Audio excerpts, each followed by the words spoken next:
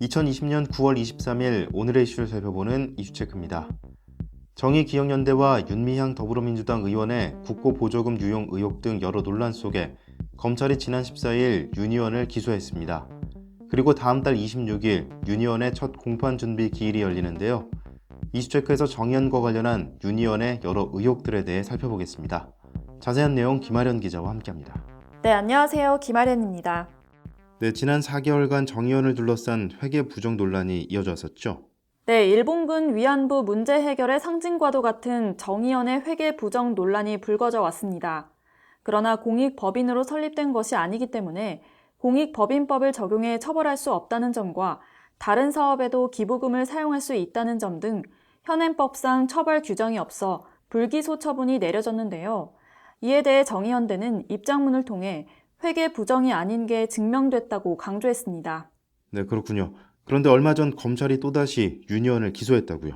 네, 그렇습니다.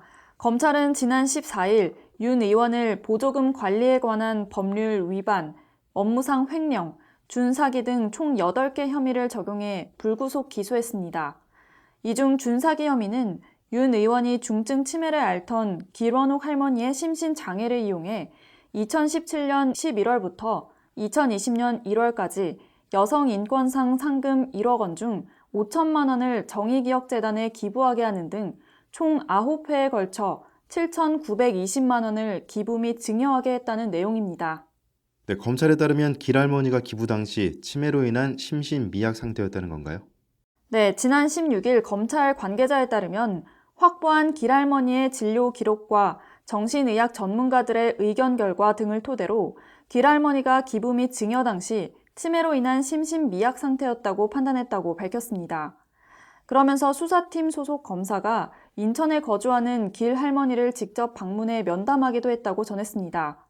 그러나 정 의원 측에서는 검찰이 주장하는 윤 의원의 준사기 범행 기간에 길할머니의 치매 증상이 그렇게 심하지 않았으며 본인의 판단하에 기부가 이루어졌다고 반박했습니다. 네, 이번에는 과연 윤미향 의원이 혐의를 피해갈 수 있을지 관심이 모아지고 있습니다. 그런데 더불어민주당에서는 윤 의원의 당직을 정지했다고요.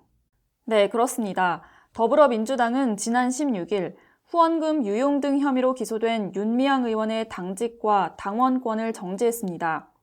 최인호 수석 대변인은 이날 브리핑에서 윤 의원에 대한 검찰 기소를 당으로서 송구스럽고 무겁게 받아들인다고 밝혔습니다.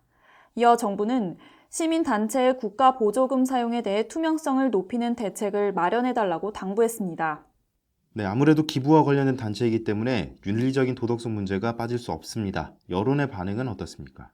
네, 현재 논란이 지속되고 있는 문제에 대해서 당장 결론을 내리긴 어려운 상황이지만 윤 의원이 위안부 인권운동의 대표성을 갖고 국회에 들어간 만큼 국민들의 신뢰는 상당히 무너진 상태입니다. 지난 6월 윤 의원이 국회의원직을 사퇴해야 한다는 여론이 70%를 넘은 가운데 부실 운영 실태가 드러나면서 여론의 반응은 여전히 싸늘합니다. 네, 설명 잘 들었습니다. 정 의원이 그동안 국민들의 지지를 받아왔던 이유는 위안부 피해자 할머니들과 함께하고 대변한다는 믿음이 있었기 때문입니다. 그간 정 의원의 활동에 대한 공헌은 높이 살만하지만 정작 할머니들이 정 의원에 대한 불만과 처지를 호소하고 있는 상황에서 무너진 신뢰를 다시 회복할 수 있을지는 좀 더 지켜봐야 할 것으로 보입니다. 이상 이슈체크였습니다.